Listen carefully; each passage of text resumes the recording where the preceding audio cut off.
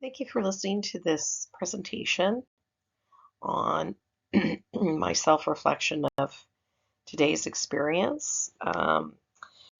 And the course is Learning on the Land, Amplifying Indigenous Perspectives. My name is ANickerson, and thank you for taking the time to listen. Let's get started. So I'm starting where we ended, which was the medicine garden. It was very healing, very peaceful, created an opportunity for me to be self-reflective. I really liked the opportunity to be alone and to have my thoughts at the very end. And I found um, it was very beneficial. And that's why I wanted to start with this because it was very impactful.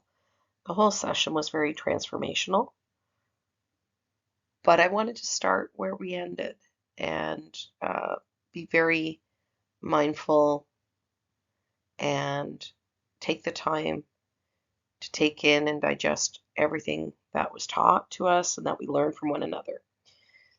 So it's part of the Indigenous ways of knowing, being, and doing, and I would like to be able to contribute something very similar in the sense of outdoor learning at the end for the learners, for them to be self-reflective and to be one with Mother Earth. So I, it's more time that I need to think about this as well, but I thought I'd kickstart the slides with that. So thank you.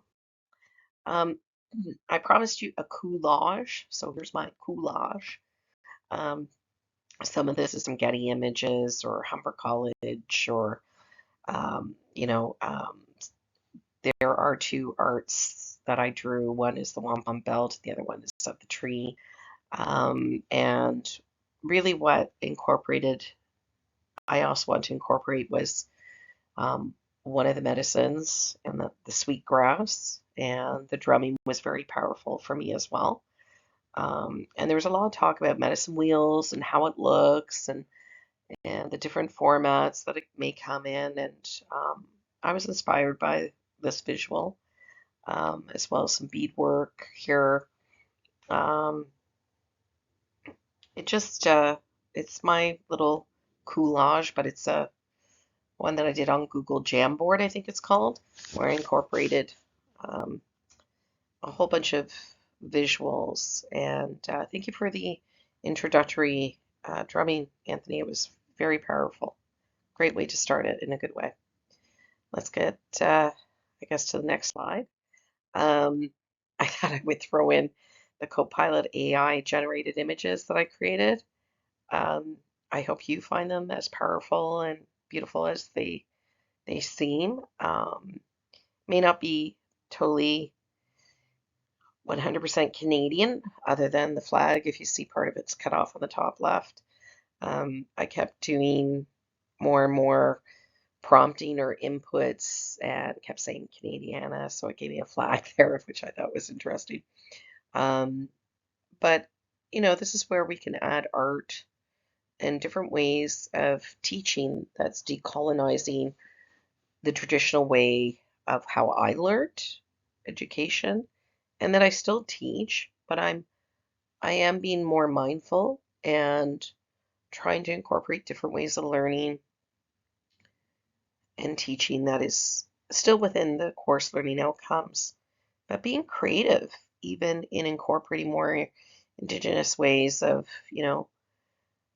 doing things, in the sense of being adding more self-reflection questions. Um, and in the fall, I plan on having a couple of classes outdoors and adding those self-reflection. And I really like that, start, stop, and continue. And where I would like to start is, yeah, the fall, have those courses, a couple of classes for abilities management, co-created an outdoor experience with Indigenous knowledge keeper. Um, what I'd like to stop doing is always having those standardized testing. I think there's different ways of doing it, having just people speak or draw and speak and have different mediums. Um, stop having everything so, I guess, technical and test-based.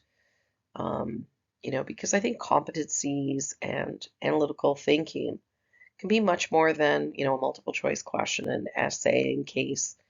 I think more that I partner with Indigenous knowledge keepers and attend more classes. Hopefully, with you, Anthony, you'll be able to do more down the road.